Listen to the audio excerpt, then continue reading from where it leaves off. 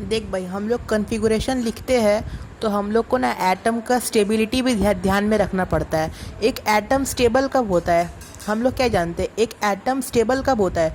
बचपन से हम लोग पढ़ते आए हैं ना कि जो आउटर मोस्ट ऑर्बिट होता है, मतलब एक एटम अगर कोई अपना डुप्लेट रूल या फिर ऑक्टेट रूल पूरा कर लेता है तो वो स्टेबल होता है। ये कॉन्सेप्ट गलत है।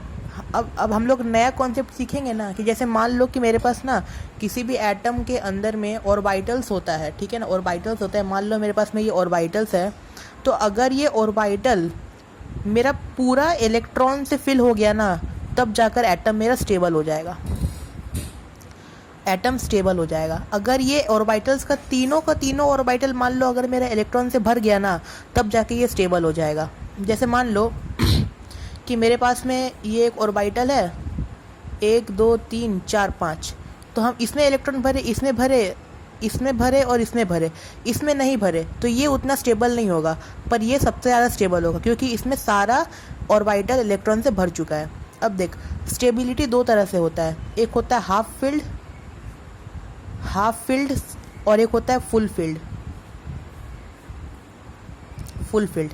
हाफ फील्ड का मतलब क्या होता है? जैसे मान लो कि मेरे पास यहाँ पे ऑर्बिटल है, हम यहाँ पे 3 ऑर्बिटल बना लेते हैं, इसके अंदर भी 3 ऑर्बिटल बना लेते हैं, 1 2। हाफ फील्ड का मतलब क्या होता है कि ऑर्बिटल सिर्फ एक एक इलेक्ट्रॉन से कंप्लीट हो, तो हम लोग उसको हाफ फील्ड बोलते हैं। और फुल फील्ड का मतलब क्या होता है कि अगर हम लोग एक ऑर्बिटल में 2 इलेक्ट्रॉन रख के उसको कंप्लीट कर दे तो फुलफिल होता है। एटम दोनों ही केस में हम लोग का स्टेबल होता है, लेकिन स्टेबिलिटी दो तरह का होता है। एक होता है हाफ फील्ड, सिंगल इलेक्ट्रॉन से कंप्लीट करने वाला, एक होता है फुल फील्ड, डबल इलेक्ट्रॉन से स्टेबिलिटी कंप्लीट करने वाला, ठीक है ना।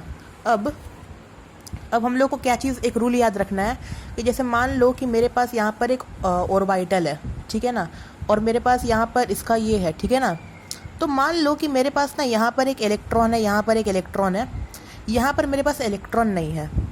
तो हम लोगों को सबसे पहले देखना है कि एटम का जो स्टेबिलिटी है वो कितना इलेक्ट्रॉन से कम हो रहा है। हम लोग को ध्यान में आएगा कि अगर हम लोग यहाँ पर एक इलेक्ट्रॉन लगा देंगे तो हम लोगों का स्टेबिलिटी पूरा हो जाएगा, लेकिन वो एक इलेक्ट्रॉन यहाँ पर नहीं है, तो वो क्या करेगा ना कि अपने से पीछे वाला जो एनर्जी लेवल होगा, अपने से पीछे वाला एनर्जी लेवल से ये क्या करेगा, एक इलेक्ट्रॉन अपने पास लोन ले लेगा और ये अपने ऑर्बिट में इसको फिल कर देगा और ये स्टेबल हो जाएगा। लेकिन वो कब लेगा? जब इसका स्टेबिलिटी मात्र एक इलेक्ट्रॉन से कम हो रहा हो। एक और एग्जांपल लेते हैं, जैसे मान लो कि मेरे पास यहाँ पर ऑर्बिटल है, ठीक है ना, इसमें 2 इलेक्ट्रॉन भरे, इसमें 2 इलेक्ट्रॉन भरे, इसमें 1 इलेक्ट्रॉन भरे।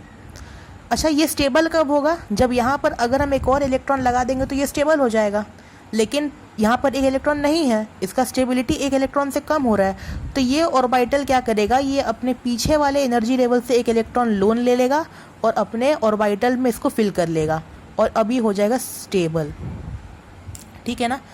अब हम लोग क्रोमियम में देखते हैं, क्रोमियम का कितना होता है, 24। इसका कन्फिगरेशन लिखेंगे तो ये हो जाएगा 1s2 2s2 2p6 3s2 3p6 4s2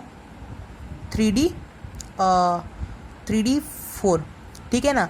हम लोग ये कॉन्फ़िगरेशन लिखते हैं, ये गलत है, ये गलत है। क्यों? अब हम लोग को यही देखना है क्यों।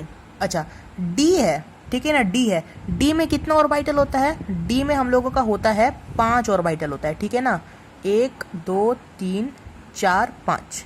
अब इलेक्ट्रॉन फिल करो तो ये हो जाएगा 1 2 3 4।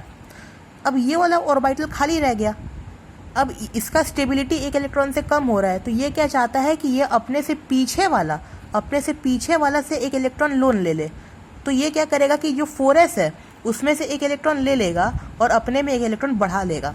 तो अब हम लोग इसका फाइनल कन्फिगरेशन लिखेंगे तो ये क्या हो जाएगा, ये हो जाएगा 1s2 2s2 2p6 3s2 3p6। अब हो जाएगा 4s1 क्योंकि के इलेक्ट्रॉन इसको दे दिया, और 3d हो जाएगा 5, ठीक है ना। ये एक इलेक्ट्रॉन से बढ़ गया और ये इसको एक इलेक्ट्रॉन दे दिया और यहाँ पे एक इलेक्ट्रॉन इसका आ गया। अब ये हो गया स्टेबल और ये हुआ इसका एक्चुअल कन्फिगरेशन। कॉपर का देखते हैं, कॉपर का होता है 29। इसका कन्फिगरेशन लिखेंगे तो ये हो जाता है मेरा 1s2 2s2 2p6 3s2 3p6 4s2 3d9। हम लोग ये कॉन्फ़िगरेशन लिखते हैं, इसमें भी एक्सेप्शन आता है। डी में कितना ऑर्बिटल होता है? 5 ऑर्बिटल होता है। ड्रॉ कर लेते, 1 2 3 4 5, 9 इलेक्ट्रॉन है। फिल करेंगे तो ये हो जाएगा 1 2 3 4 5 6 7 8 9।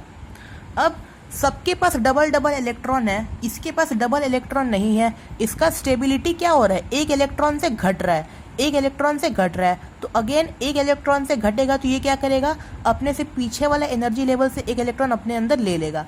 तो अब इसका कॉन्फ़िगरेशन लिखेंगे तो ये हो जाएगा 1s2, ये हो जाएगा मेरे पास 1s2 2s2 2p6 3s2 3p6 4s1 4s1 और 3, और ये हो जाएगा 3d10। ठीक है ना? ये एक्सेप्शन आता है क्रोमियम में और कॉपर में। क्रोमियम में ये एक्सेप्शन आता है, कॉपर में ये एक्सेप्शन आता है।